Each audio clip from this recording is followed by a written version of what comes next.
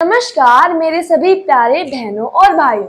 आज हम ज्योग्राफी का जो चैप्टर नंबर 2 है फॉरेस्ट एंड ये क्या है, वाइल्ड लाइफ रिसोर्सेज। ठीक है, हाँ जी। तो जो हमारा चैप्टर नंबर 2 है forest and wild life resources, इसको हम इस वीडियो में कवर करने वाले हैं। ठीक है, अब ये जो वीडियो है इसमें पहले मैं आपको ये बता देती हूँ कि इस चैप्टर में क्या हुआ है कि जो सीबीएसई है उसने कुछ पार्ट जो है वो कट किया है। ठीक है, और जो न्यू एनसीईआरटी है उसके बेसिस पर मैं इस चैप्टर को करा रही हूँ। यदि आपको वीडियो चाहिए ओल्ड एनसीईआरटी के बेसिस पर तो वो आप कमेंट्स में लिख दीजिएगा, मैं उस पर भी वीडियो जरूर बनाऊंगी। ठीक है, तो शुरू करने से पहले मैं आपको बता देती हूँ कि इसमें कौन कौन से टॉपिक हम पढ़ने वाले हैं। हम पढ़ेंगे फ्लोरा और फ्योना के बारे में इसमें। ठीक है, सबसे पहले छोटी सी डेफिनेशन बायोडायवर्सिटी के पढ़ेंगे। उसके बाद हम पढ़ेंगे कि किस तरीके से, ठीक है, हम कंजर्व कर रहे हैं अपनी वाइल्ड लाइफ को। ठीक है, वाइल्ड लाइफ का मतलब क्या होता है? वाइल्ड लाइफ का मतलब क्या होता है? जंगली जानवर की जिंदगी, ठीक है, कैसे बचाई जा रही है। ठीक है, उसके बाद हम पढ़ेंगे कि प्रोजेक्ट टाइगर क्या था। उसके बाद हम पढ़ेंगे कि फॉरेस्ट को कैसे कंजर्व किया जा रहा है। ठीक है, उसके बाद हम देखेंगे कि जो कम्युनिटी है वो कैसे कंजर्व कर रही है फॉरेस्ट को। ठीक है, और उसमें सैक्रेड ग्रोव के बारे में भी हम पढ़ने वाले हैं। ठीक है, तो ये ओवरऑल मैंने बताया कि हम क्या क्या इसमें पढ़ेंगे। ठीक है, तो चलिए अपना शुरू करते हैं यहाँ से। ठीक है, देखो भैया, बायोडायवर्सिटी का मतलब बायोडायवर्सिटी मतलब जैव विभिन्नता। बायो मतलब जो जीवित है, बायोटिक, और डाइवर्सिटी का मतलब होता है विभिन्नता, अलग अलग तरीके के लोग। ठीक है, अलग अलग, जैसे इंडिया है, इंडिया में अलग अलग कल्चर के लोग रहते हैं। जैसे आपका घर है, आपके घर में अलग अलग स्वभाव वाले लोग रहते हैं। कोई गुस्सेल है, ठीक है, कोई स्मार्ट अपीयरेंस वाला है, ठीक है, कोई बहुत ज्यादा स्वीट बोलता है, इस तरीके से होता है ना। तो उसी तरीके से यहाँ है कि बायोडायवर्सिटी क्या है। देखिए, it is the number and the variety of organism found within a specific geographical region. मतलब बायोडायवर्सिटी का मतलब क्या हुआ? देखिए, इसका मतलब हुआ कि नंबर एंड द वैरायटीज, मतलब कितनी मात्रा में और कितनी संख्या में। ठीक है, कितनी मात्रा संख्या में जो ऑर्गेनिज्म है, मतलब कोई भी ऑर्गेनिज्म का मतलब क्या होता है? प्राणी। ठीक है, मिल रहा है, कोई भी प्राणी मिल रहा है एक ज्योग्राफिकल रीजन में। अब देखिए, शुद्ध भाषा में हम कैसे बताएं? जैसे कि मानो ये क्या है, कोई एरिया है। ठीक है, हाँ जी। अब आगे पढ़ लो पहले। It refer to the varieties of plants and animals and micro organism, the gene they contain and the ecosystem they form। देखिए, यहाँ पे इस बायोडायवर्सिटी का मतलब होता है जैसे कि एक ये रीजन है, ठीक है, कोई भी रीजन है, यहाँ पर अलग अलग प्रकार के पौधे हैं। ठीक है, अलग अलग प्रकार के जीव जंतु, एनिमल्स हैं। ठीक है, एनिमल्स अलग अलग प्रकार के यहाँ पर। ठीक है, और यहाँ पे माइक्रोब्स, बैक्टीरिया, वायरस अलग अलग तरीके के हैं। तो यहाँ पे क्या है? जैव विभिन्नता है, मतलब अलग अलग तरीके के, अलग अलग टाइप्स के क्या है, ऑर्गेनिजम्स हैं। तो ये क्या होता है? बायोडायवर्सिटी होता है। ठीक है, तो बायोडायवर्सिटी का मतलब क्या हुआ? बायोडायवर्सिटी का मतलब हुआ कि कितनी मात्रा में, कितनी वैरायटी में जो ऑर्गेनिज्म है वो मिल रहे हैं। कहां पर? एक ज्योग्राफिकल रीजन में कितनी मात्रा में मिल रहे हैं कोई भी ऑर्गेनिज्म। ठीक है, हाँ। It refer to the variety of plant, ये प्लांट की वैरायटी को रेफर करता है, एनिमल की वैरायटी को रेफर करता है, माइक्रो ऑर्गेनिज्म की वैरायटी को रेफर करता है, और वो जो जीन्स कंटेन करते हैं, जीन्स मतलब डीएनए, उनमें कैसा डीएनए है, सेम डीएनए है या अलग डीएनए है, and the ecosystem they form, और वो किस तरीके का इकोसिस्टम बना रहे हैं। तो ये है बायोडायवर्सिटी। सीधे सीधे शब्दों में, आपका घर है, ठीक है, आपके घर में जो पौधे उगे हुए हैं, ठीक है, आपके घर में पौधे हैं। यदि आप कोई अपने घर में पेट रखते हो, मान लो कुत्ता बिल्ली कुछ भी है आपके घर में, ठीक है, वो किस में आ गया? एनिमल्स में आ गया। ठीक है, हम भी किस में आ गए? एनिमल्स में आ गए। आपके घर में लोग एनिमल्स में आ गए। ठीक है, क्योंकि हम क्या है? एनिमल ही तो है। उसके बाद ऑर्गेनिज्म, जैसे कोई भी बैक्टीरिया है, जैसे पानी, मान लो पानी में कोई बैक्टीरिया है, ठीक है, तो ये क्या है, ये अपने घर का एग्जाम्पल लेके चला भैया, अच्छे से समझ में आया, ठीक है। तो बायोडायवर्सिटी समझ में आ गया कि क्या होता है। देखो एक और बात देख लेते हैं कि बायोडायवर्सिटी का मतलब एक ऐसी जगह जहाँ पे अलग अलग प्रकार के पौधे उगे हुए हैं, अलग अलग प्रकार के जीव जंतु हैं, अलग अलग प्रकार के बैक्टीरियाज हैं, उसे हम क्या कहेंगे, उसे हम कहेंगे कि वो क्या है, बायोडायवर्सिटी है। अब ये कहोगे कि बायोडायवर्सिटी का मतलब तो समझा दिया, पर ये इकोसिस्टम क्या है। देखिए इकोसिस्टम का मतलब ये रहा, इकोसिस्टम किसे कहते हैं, देखो इट कंटेन और it consist of all the organisms and the physical environment with which they interact। मतलब इसका मतलब यह है कि इकोसिस्टम क्या है, इकोसिस्टम का मतलब है कि इट कंसिस्ट मतलब ये लेता है, इसके अंदर कौन कौन आता है, ऑर्गेनिजम्स, ये क्या है, सारे ऑर्गेनिज्म ही तो है, तो ये भी एक इकोसिस्टम होना तो चाहिए, बट कंडीशन क्या है, and the physical environment with which they interact, मतलब यहाँ पर फिजिकल एनवायरनमेंट क्या है, पानी होगा, हवा होगी, ठीक है, फिजिकल एनवायरनमेंट तो सब जगह होता है, तो ये भी क्या हुआ, ये इसीलिए यहाँ पे इकोसिस्टम कहा गया है। That is why it is said that it is an ecosystem।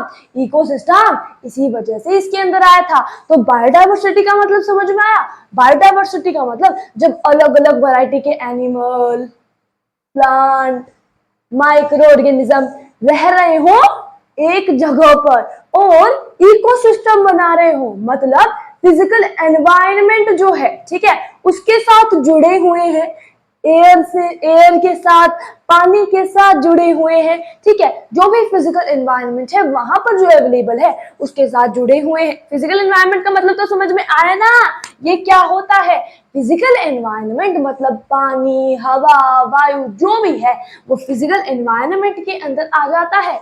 हाँ जी, लू चल रही है वो भी फिजिकल एनवायरनमेंट है भाई, ठीक है, आया समझ में, ओके, इकोसिस्टम क्लियर हुआ, बायोडायवर्सिटी क्लियर हुआ। अब चलते हैं फ्लोरा फौना पर। देखिए flora and Fiona in India, flora का मतलब, अब देखो कितना अच्छा शब्द है, फ्लोरा, ठीक है, फ्लोरा, देखिए फ्लोरा मतलब फ्लावर क्या है, प्लांट, तो यहाँ पे क्या आ जाएगा, यहाँ पे आ जाएगा कि फ्लोरा मतलब ये क्या हो जाएगा, प्लांट्स। फ्योना का मतलब होता है एनिमल्स, मतलब हम, ठीक है, तो ये क्या है, ये है एनिमल्स, क्या है, एनिमल्स, ठीक है, ये समझ में आया। देखिए प्लांट्स क्या है, फ्लोरा है, और एनिमल्स क्या है, फ्योना है। ये डाउट जो है वो क्लियर करके चलो, ठीक है, इतना समझ में आया। इन इंडिया मतलब प्लांट्स और एनिमल इंडिया के अंदर, देखो आपको बात बताती हूँ कि हमारे भारत में बहुत तरह तरह के एनिमल्स मिलते हैं, प्लांट मिलते हैं, ठीक है, जैसे जड़ी बूटी बना देते हैं, उसी तरीके से ये इतना समझ में आया कि अलग अलग तरीके के प्लांट्स मिलते हैं। हमारा जो इंडिया है वो वर्ल्ड के अंदर रिचेस्ट कंट्री है, किसके टर्म्स में, किस चीज में रिचेस्ट है, वो बायोडायवर्सिटी में रिचेस्ट है, मतलब हमारे इंडिया के अंदर क्या है, जैव विविधता, अलग अलग तरीके के एनिमल, कोई टेढ़े मुंह का, कोई सीधे मुंह का, ऐसे मिलते हैं, ठीक है, हाँ जी। तो बायोडायवर्सिटी क्या हुई, बायोडायवर्सिटी हमारे यहाँ पर क्या हुई, बायोडायवर्सिटी वाज द रिच हुई, ठीक है, तो वर्ल्ड का रिचेस्ट कंट्री है ये, वर्ल्ड का रिचेस्ट कंट्री है हमारा भारत देश महान, ठीक है। अब देखो नेक्स्ट पॉइंट पर चलो, द आगे क्या लिखा है, द आगे, the diverse flora and fauna are so what, ठीक है, देखो are so well integrated in our daily life that we take it or granted। देखिए भैया इसका मतलब ये हुआ कि जो डाइवर्स फ्लोरा फोना, कोई इस तरीके का, कोई इस तरीके का, अलग अलग तरीके के फ्लोरा फोना मिल रहे हैं, तो इसका मतलब ये हुआ कि अलग अलग तरीके के फ्लोरा जो फोना आपको मिल रहे हैं वो आपसे इतना कनेक्टेड है। जैसे पता है क्या होता था, जब हम खेत में जाते थे, जब हम छोटे थे, तो क्या होता था कि हम खेत में गए, ठीक है, तो एक पक्षी होता है जिसका नाम होता है तितर, ठीक है, क्या होता है, तितर, ठीक है, उस पक्षी का नाम होता है तितर। अब वो जो पक्षी है ना, वो क्या कहता है, हे राम तेरी कृपा। अब बताओ, वो पक्षी कहता है, हमने खुद कानों से सुना है उस पक्षी को कहते हुए कि वो पक्षी कह रहा है हे राम तेरी कृपा, वो पक्षी ये कहता है। पर आज जब जाके देखते हैं तो वो मिलते नहीं है। क्यों? क्यों नहीं मिलते? रीजन ये है कि आज क्या हो रहा है, उन पर स्ट्रेस पड़ रहा है। किसका? इन्वायरमेंट का।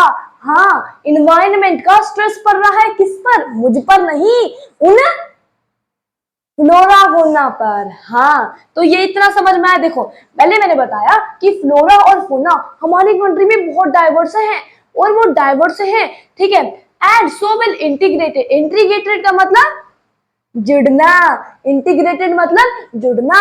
तो यहाँ बताया गया कि जो डाइवर्स फ्लोरा फोना है वो इतनी इंटीग्रेटेड है इन आवर डेली लाइफ कि ऐसे हमसे जुड़े हुए हैं कि हम समझ लेते हैं भैया ये तो कभी खत्म ही नहीं होंगे। ठीक है, तो ये कहने का मतलब हुआ, हम मान लेते हैं ये पेड़ है, ये पेड़ सदा हमें कुछ ना कुछ तो देख के जाएगा, ठीक है, ये तो कभी खत्म ही नहीं होगा। ये एनिमल है, ये एनिमल सदा कुछ देख के जाएगा, ये तो खत्म ही नहीं होगा। हम ये समझते रहते हैं, हमने उसे फॉर ग्रांटेड ले लिया है, पर it is not the right way.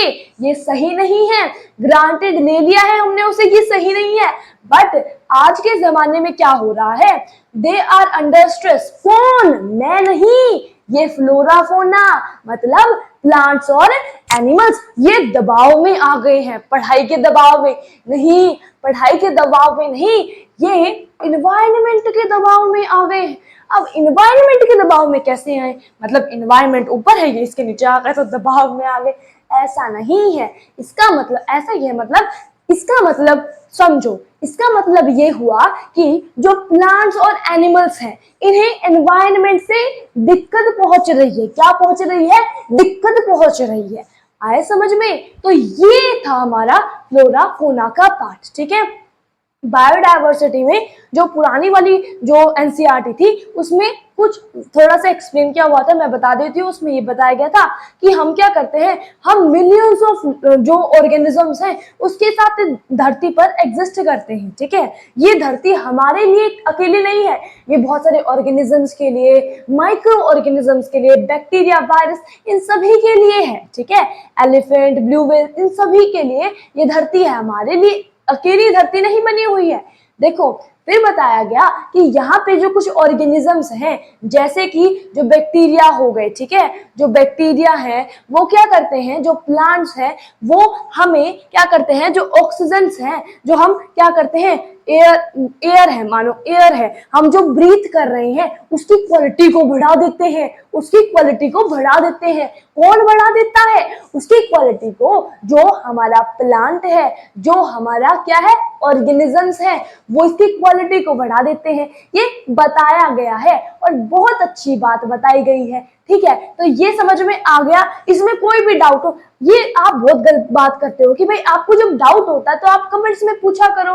ठीक है, ऐसे चुप नहीं बैठना भाई, जब तक आप पूछोगे नहीं तो मुझे कैसे पता चलेगा भाई डाउट था। ठीक है, जहाँ पे इकोसिस्टम समझ में नहीं आया, बताओ अब मुझे कैसे पता? मेरे मन में ख्याल थोड़ी ना आ रहे कि भाई आपको डाउट है, तो पूछा करो। ओके, चलिए इतना समझ में आ गया। रिपीट कर लेते हैं, बायोडायवर्सिटी क्या होता है। बायोडायवर्सिटी जब अलग अलग टाइप के ऑर्गेनिजम्स एक जगह पे रहते हैं, एक स्पेसिफिक रीजन के अंदर रहते हैं, तो उसे बायोडायवर्सिटी कहा जाता है। इकोसिस्टम क्या होता है? जब हम क्या करते हैं, जब जो ऑर्गेनिजम्स होते हैं, जब it consist of all the organisms. Ecosystem में क्या होता है, जब ऑर्गेनिज्म फिजिकल एनवायरनमेंट के साथ क्या होते हैं, इंटरेक्ट होते हैं, जुड़े हुए होते हैं, तो वो ये होता है इकोसिस्टम। उसके बाद फ्लोरा फोना क्या होता है, इंडिया के अंदर ये रिचेस्ट बायोडायवर्सिटी में इंडिया सबसे ज्यादा अमीर है। उसके बाद इंडिया जो है, उस इंडिया के अंदर हम फ्लोरा और फोना से इतने ज्यादा इंटीग्रेटेड है, जुड़े हुए हैं कि हम समझ लेते हैं कि ये कभी खत्म ही नहीं होंगे। उसके बाद इसके कारण क्या हो गया, ये जो है वो इन्वायरमेंटल के दबाव में आने लग गए हैं।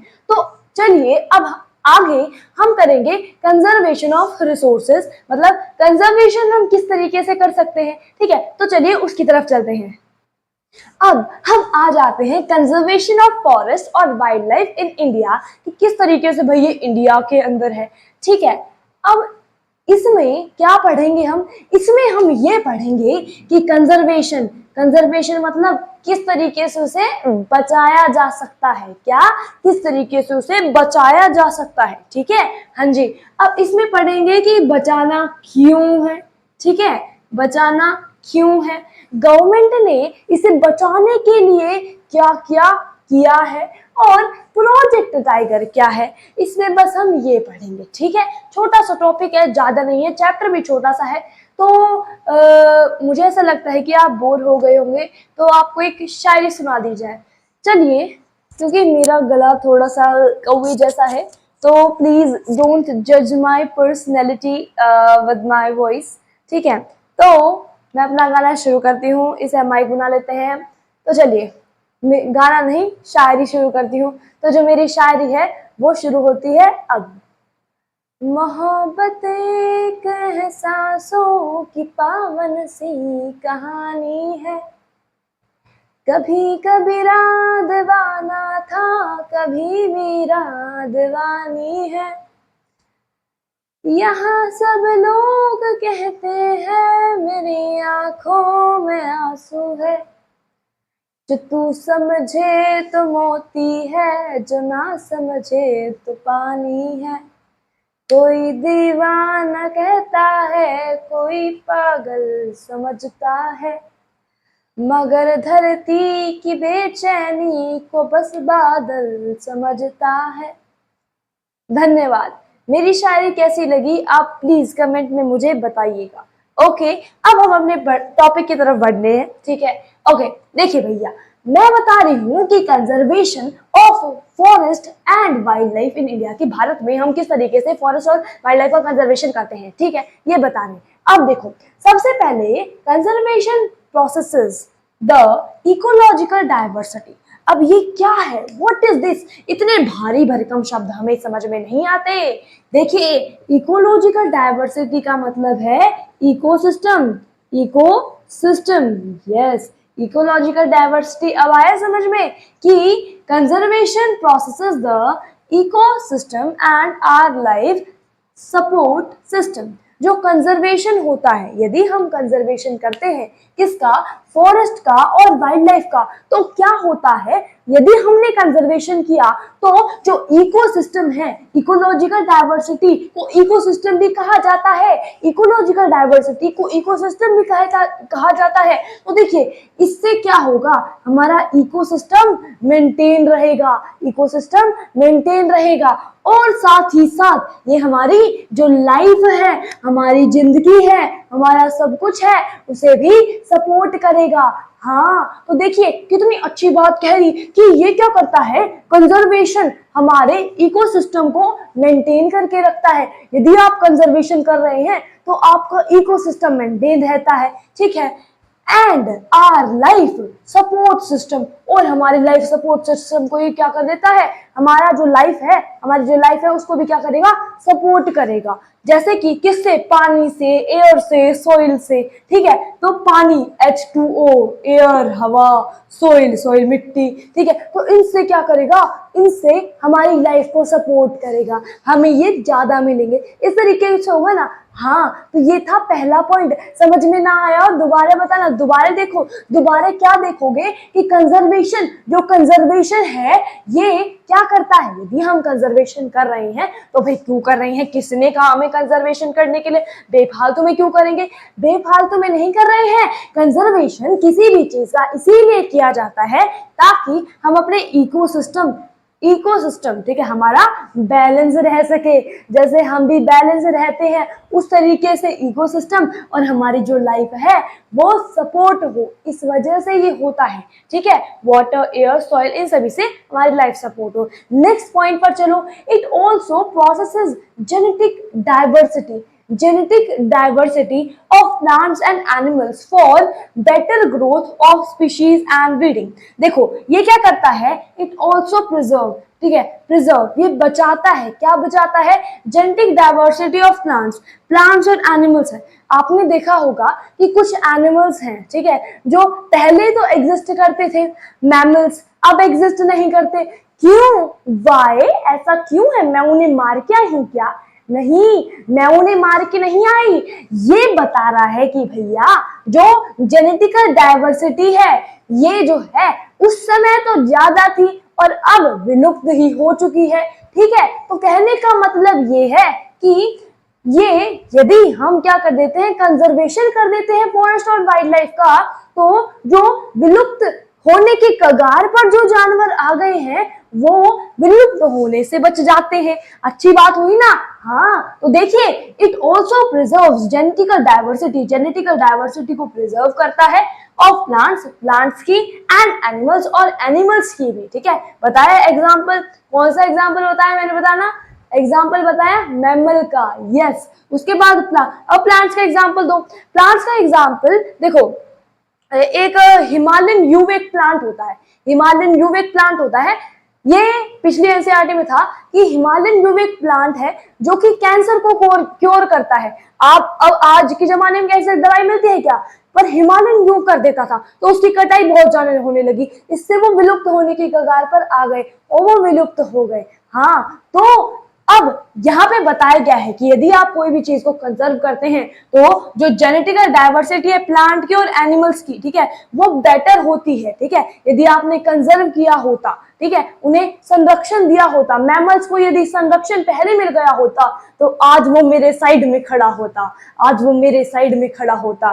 क्या, मैमल, मैमल, यस, हाँ जी, better growth of species and breeding. ठीक है, स्पीशीज, ठीक है, एंड ब्रीडिंग, समझ में आया? कोई दिक्कत, कोई दिक्कत, कोई दिक्कत? दोबारा देखो, देखो ये क्या करता है, जेनेटिकल डाइवर्सिटी जो है उसे बचाए रखता है, उसे खत्म नहीं होने देता है। जेनेटिकल डाइवर्सिटी, आइंस्टाइन, आइंस्टाइन का बेटा, मानो आइंस्टाइन है, आइंस्टाइन की शादी किसी इंडियन से करवा दी, इंडियन बहुत तेज थी, इंडियन का जो बेटा हुआ अब वो बेटा भी क्या होगा, बहुत तेज होगा। इसी तरीके से यदि उस बेटे को, ठीक है, उस बेटे को यदि हम संरक्षण में रखते हैं तो उसका जो तेज दिमाग है, ठीक है, आइंस्टाइन की बुद्धि जो है वो वैसे ही चलती रहेगी। उसी प्रकार कोई भी प्लांट है, कोई भी प्लांट है, यदि आप उसे प्रिजर्व, कंजर्व करते हो तो उसकी जेनेटिकल डाइवर्सिटी भी बनी रहेगी। हाँ, अब देखिए एग्जाम्पल से और अच्छा समझ में आया। देखो, इन एग्रीकल्चर के अंदर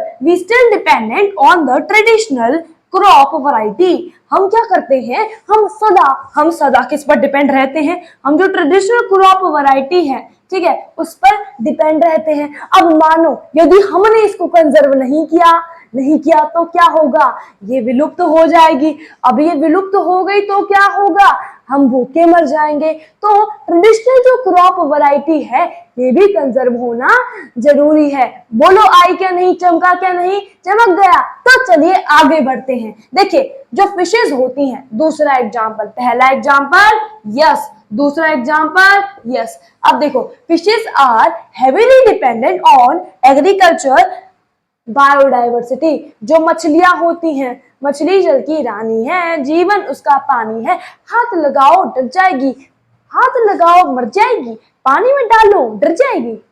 नहीं, इस तरीके से नहीं, पता क्या होता था, मैं तो भूल ही गई।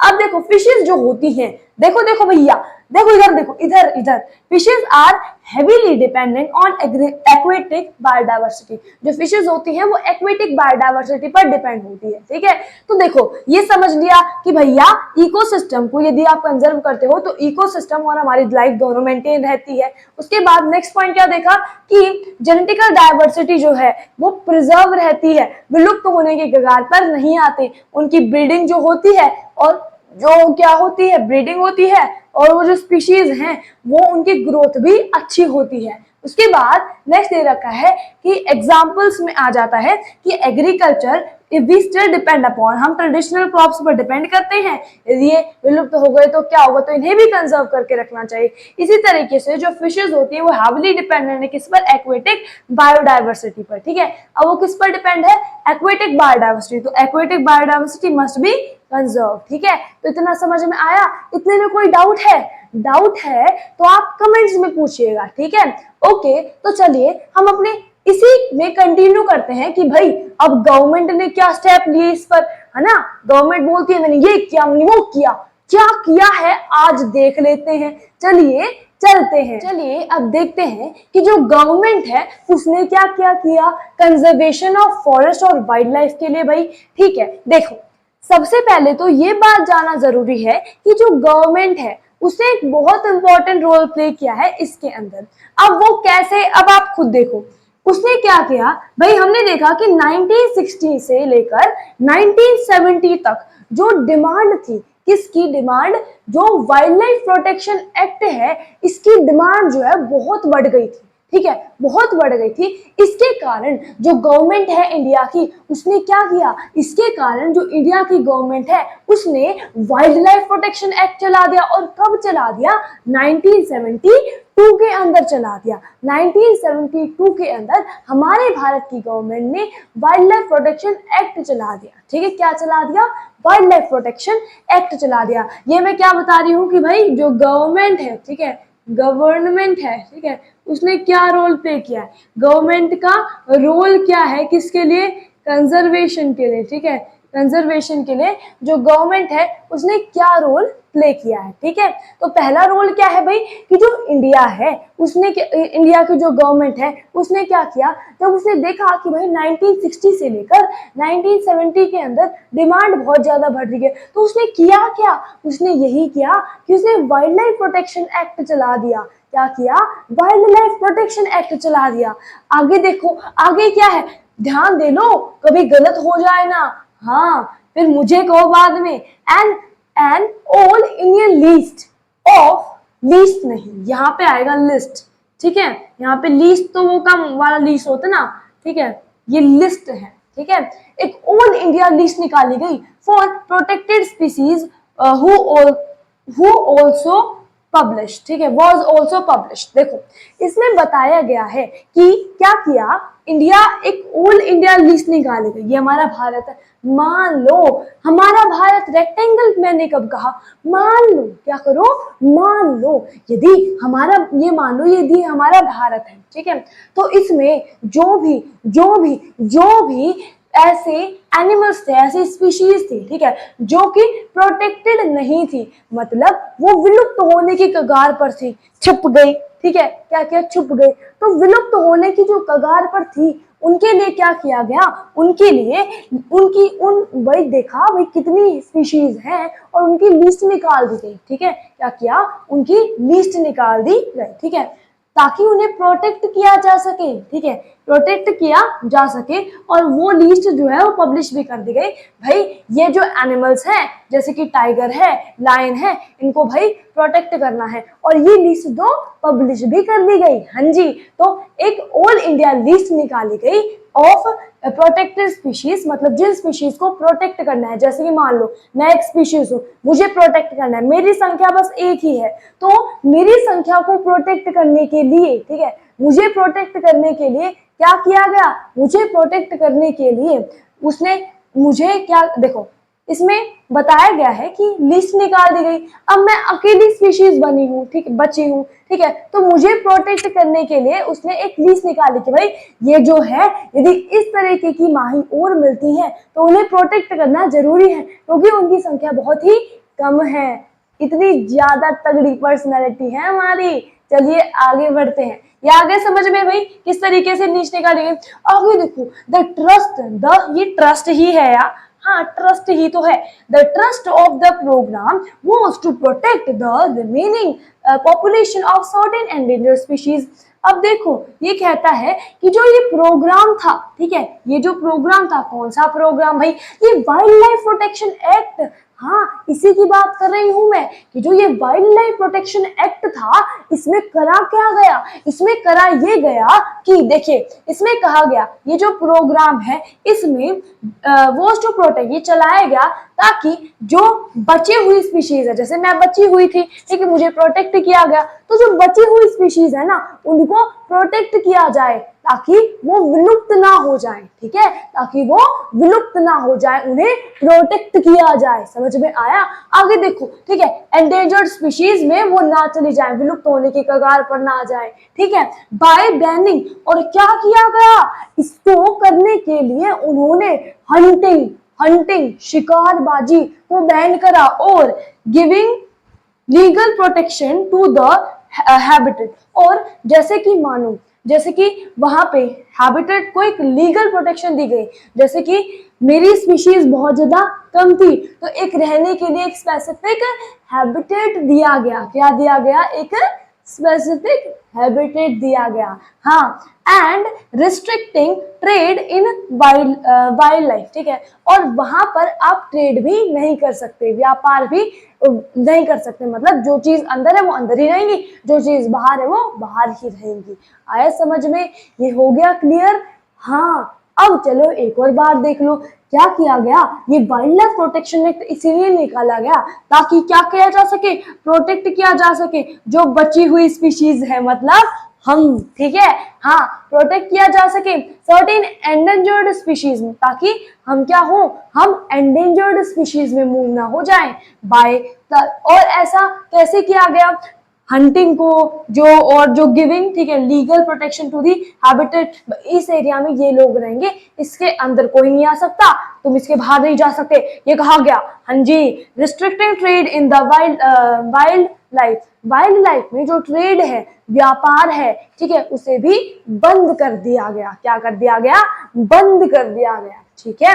हाँ जी, अब देखिए ये सेंट्रल गवर्नमेंट और जो स्टेट गवर्नमेंट थी, कौन कौन कौन कौन? ये सेंट्रल, स्टेट, सेंट्रल और जो स्टेट गवर्नमेंट थी, ठीक है, establish national park and wild life sanctuary. National park और वाइल्ड लाइफ सेंचुरी, ठीक है, पर इनमें अंतर क्या है? मुझे तो आज तक अंतर ही समझ में नहीं आया। पता है, जब मैं 10th क्लास में पढ़ती थी तो मैं सोचती थी कि ये दोनों सेम होते होंगे, पर ये सेम नहीं होते। क्यों?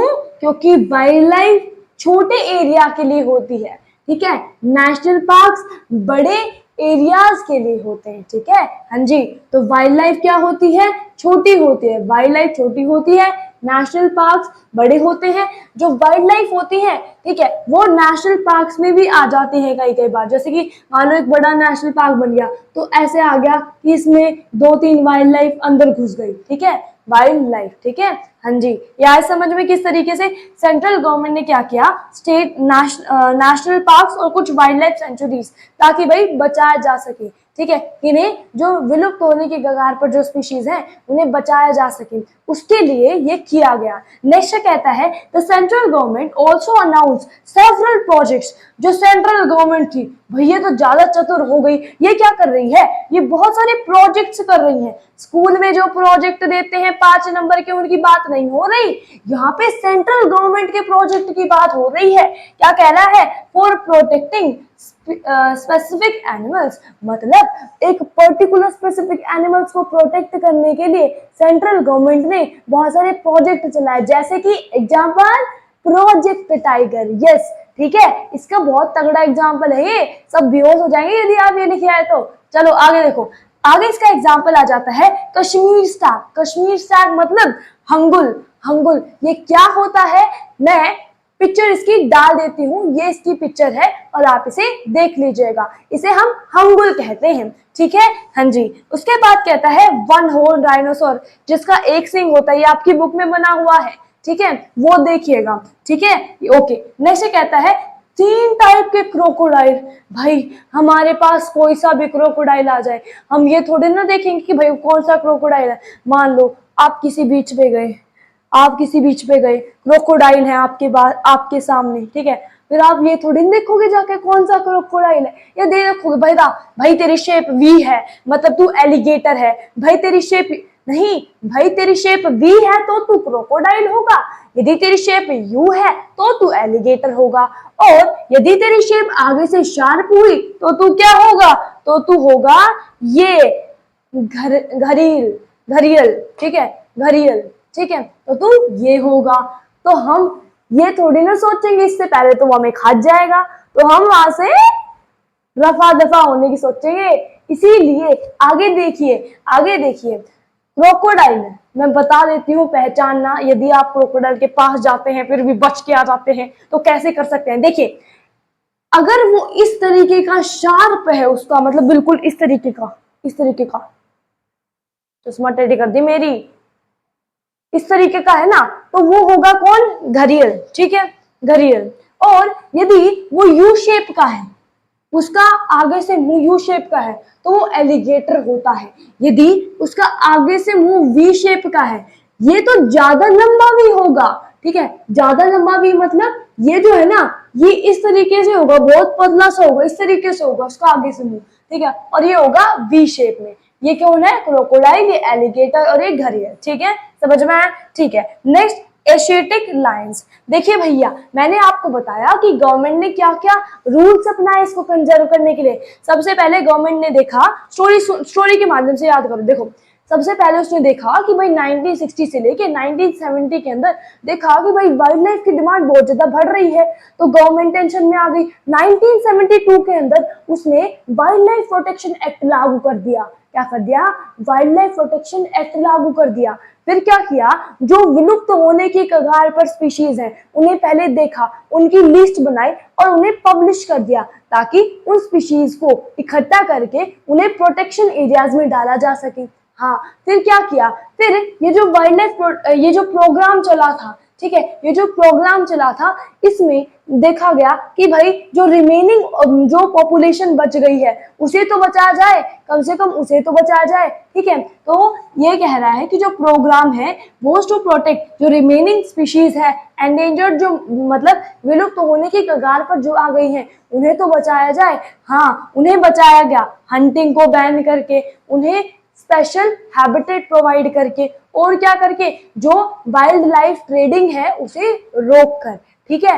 हाँ जी, उसके बाद क्या बताया गया, उसके बाद हमें बताया गया है कि सेंट्रल और जो स्टेट गवर्नमेंट है उसने क्या किया है, नेशनल पार्क और वाइल्ड लाइफ सेंचुरी को बनाया है, एस्टैब्लिश किया है। उसके बाद जो सेंट्रल गवर्नमेंट है उसने क्या किया, अनाउंसमेंट की, किसके बारे में, बहुत सारे प्रोजेक्ट्स के बारे में, ताकि ये जो स्पेसिफिक एनिमल्स हैं उसे बचाया जा सके, जैसे कि वन हॉर्न राइनोसोरस और प्रोजेक्ट टाइगर, ये याद रखना है। अब आगे के जो पॉइंट है ना, कुछ पॉइंट्स बचे हैं वो नेक्स्ट, अब हम नेक्स्ट पार्ट में देखते हैं, मतलब चलिए वो देखते हैं।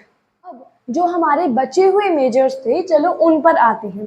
ये हम क्या पढ़ रहे थे, हम पढ़ रहे थे कि conservation of forest and wild life in India, इसमें गवर्नमेंट ने क्या रोल प्ले किया, यही पढ़ रहे थे। अब चलिए जानते हैं। देखिए भैया, इंडिया का एलिफेंट मतलब भारतीय हाथी, ब्लैक बक को चिंकारा कहा जाता है। चिंकारा, चिंकारा क्या होता है, इसे चिंकारा कहते हैं, ठीक है। द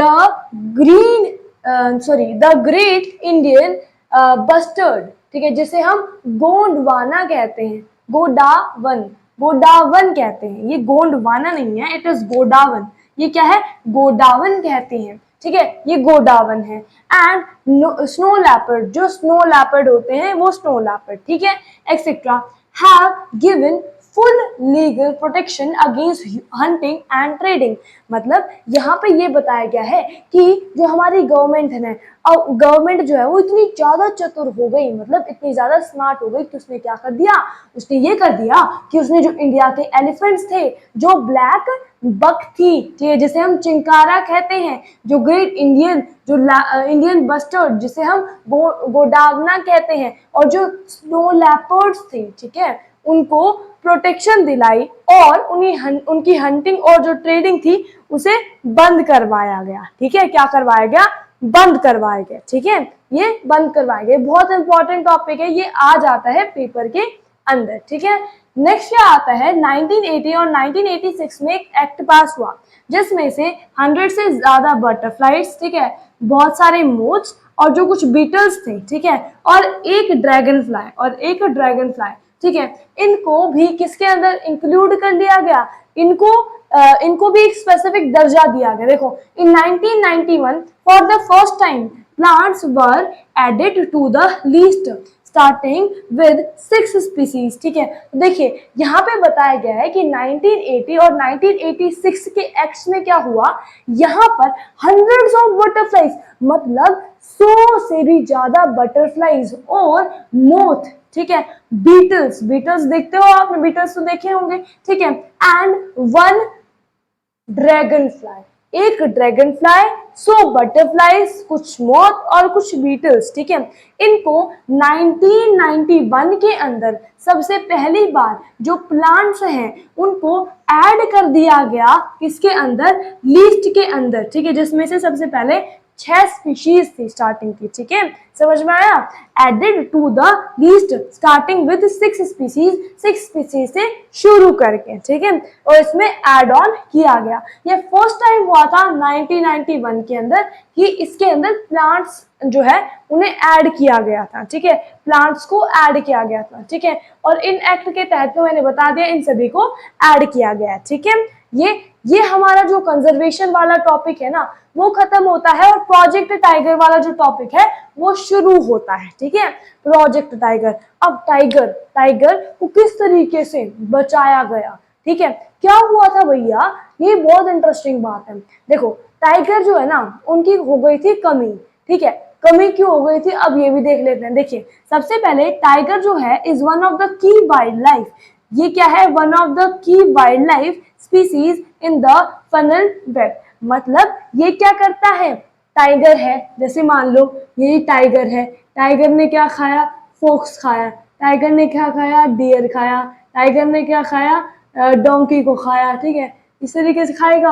हाँ, तो टाइगर ने इन सभी को खाया। ठीक है, इन सभी को खाया। ठीक है, वो अपना काम तो कर रहा है, उसका काम है कि क्या करना है उसे, जो हमारी साइकिल है, फूड चेन है, उसे मेंटेन करना है। तो उसने अपना काम कर तो दिया। तो ये क्या है, इसी वजह से ये की वाइल्ड इट इज अ की वाइल्ड लाइफ स्पीसीज, ये की वाइल्ड लाइफ स्पीसीज है फ्यूनल वेब के अंदर। ये समझ में आया, फ्यूनल वेब के अंदर ये क्या है, की वाइल्ड लाइफ स्पीसीज है। ठीक है, बस ये थोड़ा टॉपिक खत्म हो जाए फिर गाना सुनाऊंगी आपको। ठीक है, बस 2 मिनट रुक जाओ। प्रोजेक्ट टाइगर कब स्टार्ट हुआ था, 1973 के अंदर।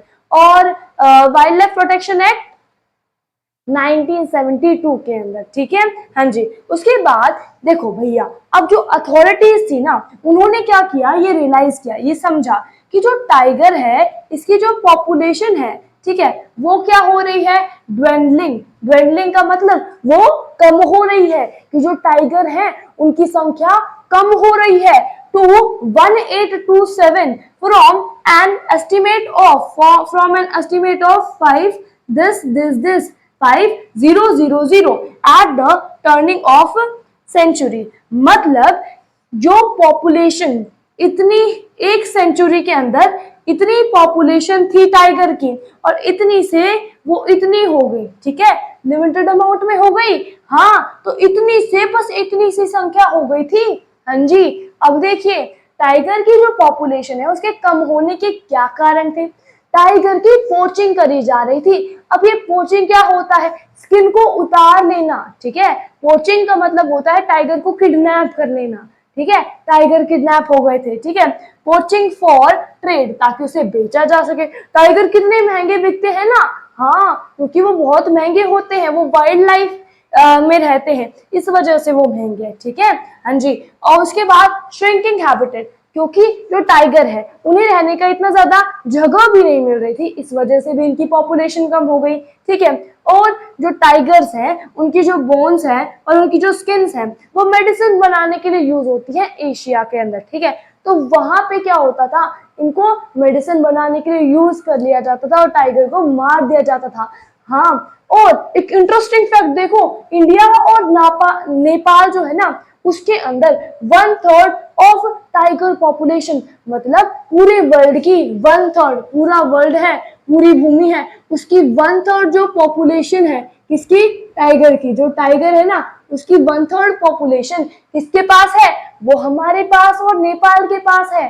हाँ, अब ये देखो, ये याद करना बहुत जरूरी है, एक एक नंबर में पूछ लेगा कोई भी। ठीक है, जैसे कॉर्बेट नेशनल पार्क। ठीक है, कॉर्बेट नेशनल पार्क कहाँ पर है, उत्तराखंड में। उत्तराखंड, कहाँ, उत्तराखंड। क्या, कॉर्बेट नेशनल पार्क उत्तराखंड के अंदर है। और जो सुंदरबन डेल्टा कहाँ पर था, वेस्ट बंगाल में। इसी तरीके से सुंदरबन नेशनल पार्क कहाँ होगा, वेस्ट बंगाल के अंदर। उसके बाद बांधवगढ़ नेशनल पार्क, ये कहाँ है? मध्य प्रदेश के अंदर। कहाँ है? मध्य प्रदेश। क्या? बंधन, बंधन, ठीक है, याद रखो, बंधन करते हैं, ठीक है, हाथ कलाई है, कलाई की मिडल में ही तो करेंगे, तो मध्य प्रदेश से याद रखो, बंधन किया मिडल में, मतलब मध्य प्रदेश में, ठीक है।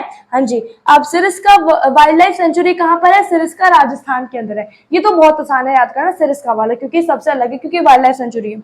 उसके बाद मानस टाइगर रिजर्व जो है वो आपको असम में मिलेगा, और जो पैरियर टाइगर रिजर्व है, पैरियर वाला है ना, पैरियर टाइगर रिजर्व जो है वो आपको केरला के अंदर मिलेगा। अब दोबारा सुनो, कॉर्बेट नेशनल पार्क कहाँ पर है? उत्तराखंड के अंदर है, ठीक है। हाँ जी। सुंदरबन कहाँ पर है? वेस्ट बंगाल के अंदर है। बांधवगढ़ कहाँ पर है? मध्य प्रदेश के अंदर है। Sariska tiger reserve, Sariska wild life sanctuary कहाँ है? वाइल्ड लाइफ सेंचुरी कहाँ है? राजस्थान के अंदर है, ठीक है। हाँ जी। मानस टाइगर रिजर्व कहाँ है? असम के अंदर है। पैरियर टाइगर रिजर्व कहाँ है? केरला के अंदर है, ठीक है। अब भाई ये हो चुका है इतना कवर, ठीक है। अब जो बाकी का है, बस हम अब क्या करते हैं, अब एक क्विज टाइम कर लेते हैं। तो अब हम देखेंगे कि भाई हमने कितना पढ़ लिया, ठीक है, हमें कितना आया, ठीक है। तो उससे पहले एक गाना सुनते हैं, ठीक है। गाना कौन सा आप सुनना पसंद करेंगे? जरा अर्ज कीजिएगा, क्योंकि हम हमेशा कहते हैं कि हमारी थोड़ी कौवे जैसी आवाज है, सो प्लीज डोंट जज my voice bye my personality.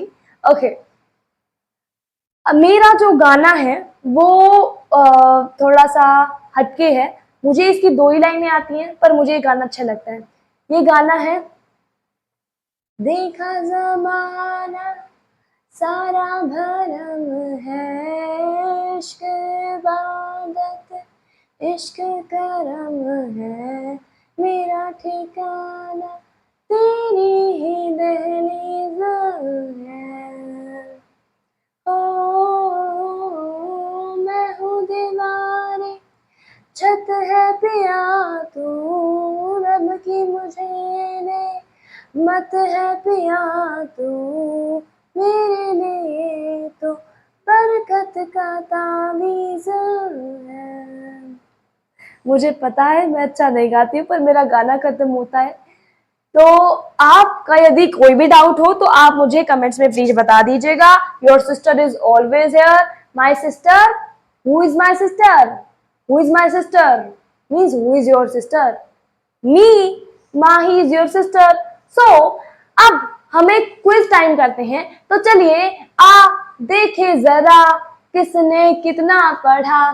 चलिए अब हम आ गए हैं अपने क्विज टाइम पर। तो अब सबसे पहले तो क्विज टाइम के मैं कुछ रूल्स बता देती हूँ कि हर एक क्वेश्चन के लिए आपको 5 सेकंड मिलेंगे, और आपको इनमें से कोई भी एक आंसर करेक्ट करना होगा। उसके बाद मैं आपका रिजल्ट अनाउंस करूंगी, ठीक है। चलिए फर्स्ट क्वेश्चन की तरफ बढ़ते हैं। When was the wild life protection act was passed? Wild life protection act कब पास हुआ था? First option 1971, second option 1973, third option 1972, fourth option 1974, ठीक है। अब आपका टाइम शुरू होता है अब। 1, 2, 3, 4, 5। आपका टाइम खत्म होता है, और इसका करेक्ट आंसर ये कौन सा है बताओ? Wild life protection act. तो इसको करने की गलती मत करना, क्योंकि ये प्रोजेक्ट टाइगर है। इसका आंसर होगा ये, ठीक है। हाँ जी। अब नेक्स्ट की तरफ बढ़ते हैं। When plant were also included in the list of protection, कि जो प्लांट्स है वो लिस्ट ऑफ प्रोटेक्शन में कब इंक्लूड कर दिए गए थे? इसमें कंफ्यूज हो गए पक्का। देखो, first option 1986, second option 1960, third option 1991, fourth option 1973, ठीक है। ओके, इंडिया, अब इसका सॉरी टाइमिंग शुरू होती है अब। 1, 2, 3, 4, 5। आपका टाइम खत्म होता है अब, और इसका जो सही आंसर है वो है ये नहीं ये 1991 लास्ट में बताया था, गलत करे ना तो कोई नहीं, सही करना सिखाएंगे, टेंशन नहीं लो। India and Nepal have dash surviving tiger population in the world. India और नेपाल में टोटल कितनी सर्वाइविंग पॉपुलेशन है टाइगर की? First option 1/2, second option 1/3, third option 1/4, fifth fourth option none of these, इनमें से कोई नहीं। आपका टाइम शुरू होता है अब। 1 2 3 4 5। रुक जाओ, टाइम खत्म हो गया। आंसर ये नहीं, ये है। चलिए आगे बढ़ते हैं। Bandhavgarh national park is located, ये लोकेटेड नहीं, ये लोकेटेड है। ये माही का एल है। यस, माही में तो एल आता ही नहीं, माही का एल कैसे हो गया फिर? ठीक है, लर्न विद माही का एल है ना। Yes, Bandhavgarh national park is located in, ये कहां पर है Bandhavgarh national park? First option Rajasthan, second option Assam, third option Madhya Pradesh, fourth option Uttarakhand. चलिए बताइए, आपका टाइम शुरू होता है अब। 1 2 3 4 5। टाइम खत्म हो गया है, रुक जाओ, पेन कॉपी रख दो। इसका आंसर मध्य प्रदेश है। राखी बीच में बनती है, मध्य में तो मध्य प्रदेश बताया था। Fifth question, world richest country in terms of biodiversity. richest country in terms of biodiversity. First option Japan, second option India, third option China, fourth option Brazil. आपका टाइम शुरू होता है अब। 1 2 3 4 5। टाइम खत्म हो चुका है। इसका आंसर है इंडिया, हमारा भारत महान। चलिए आपके रिजल्ट्स को अनाउंस करते हैं। सबसे पहले तो ऑल इज वेल, ओ भैया ऑल इज वेल। जब लाइफ हो आउट ऑफ कंट्रोल हो तो गो करके गोल, वो वाला गाना गा लीजिएगा। ओके, रिजल्ट जो टाइम है आपका, अब यहाँ पे देख लीजिए। यदि आपके पांचों करेक्ट है, सारे करेक्ट है, तो आपको 3 स्टार्स मिलते हैं। यदि आपके 3 करेक्ट है, पांचों स्टार मिले हैं, 5 के लिए 3 स्टार मिले हैं, तो आपके लिए क्लैपिंग तो बनती है, थम्स अप भी बनता है। जो थर्ड करेक्ट, अगर आपके 3 करेक्ट हैं तो आपको 2 स्टार मिलते हैं, 2 स्टार मिलते हैं। यदि आपके 3 करेक्ट है, all is well, don't take any tension, सारे सही होंगे। मुझसे तो पढ़ रहे हो। चलिए, अगर मैं बताती हूँ, गारंटी देती हूँ, यदि आप अगर आप इतने अच्छे तरीके से इस वीडियो को देख रहे हो ना, तो यदि आपके क्वेश्चन सारे ठीक नहीं हुए तो मेरी गारंटी है आपके सारे ठीक होने चाहिए। देखिए, 1 करेक्ट, यदि आपका 1 करेक्ट है तो आपको एक ब्लू स्टार मिलता है, ब्लू स्टार। ठीक है, मतलब ऑल इज वेल, अच्छा कर सकते हो और अच्छा कर सकते हो। ठीक है, यदि आपका 0 करेक्ट है, मतलब आपको हार्डवर्क करने की जरूरत है और ये बहुत ज्यादा जरूरी है। ठीक है, हाँ, तो यदि आपको इसी तरीके से क्विज के साथ, मजे के साथ, गाने के साथ, शायरी के साथ वीडियोस चाहिए तो इस चैनल पर आपका most most most most welcome. और यदि आपका कोई भी डाउट हो, मुझसे कोई भी क्वेश्चन पूछना हो, कोई भी क्वेरी हो, या फिर कुछ भी अबाउट नोट्स एंड एनीथिंग, ठीक है, तो आप प्लीज कमेंट बॉक्स में मुझे जरूर बताइएगा। और आपका रिजल्ट आप लिखते नहीं हो, रिजल्ट भी आप अपना मेंशन कीजिएगा, ताकि मैं भी तो देखूं किसने कितने अच्छे तरीके से पढ़ा। मैं किसी को जज नहीं करूंगी, पर मैं रिजल्ट देखना पसंद करूंगी। Thank you.